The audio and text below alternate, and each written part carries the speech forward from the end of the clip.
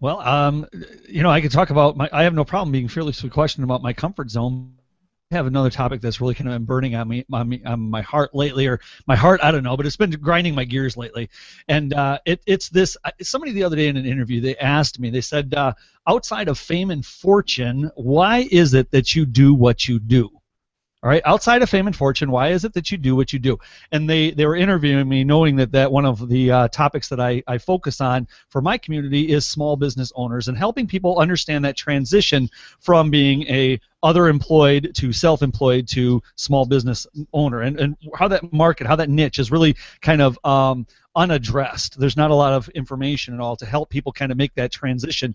There's a lot of information out there about the tips and the tactics and the 7 ways to do this and the 10 ways to optimize that, right? And there's also on the other side of that, there's, here's how you get rich overnight, schemes. But in the middle, there's that hardworking guy that's bootstrapping a small business and he's having a really rough time getting from point A to point B, and that point A is being self-employed small business owner to being a bootstrap small business owner. Now, the one thing that's been grinding me a lot about this, and I wrote a blog post recently called "Stop Being Social and Start Selling." Bunch of controversy. A lot of people had you can imagine the discussion was rather polarized. And my point on this goes back to the same thing. Outside of fame and fortune, why do you do what you do?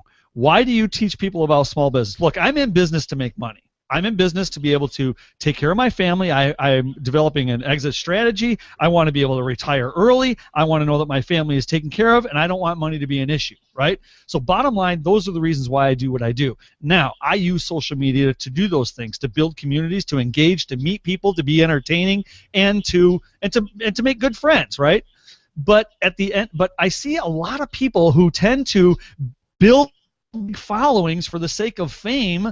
And I wonder, how are you monetizing your fame? What are you doing with this big following that you have? Because when you click through, there's to their website, there's no landing pages, there's no conversion, there's nothing that you can buy or sell there.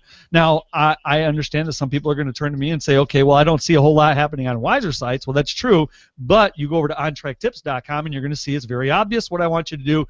Push the big red button and let's get over to the newsletter and let's have our conversation there. Anyway, my rant basically is, why are you doing it for fame if you're not doing it for fortune? Haven't really wrapped it all up, but it's something I've been thinking a lot about lately, Joey.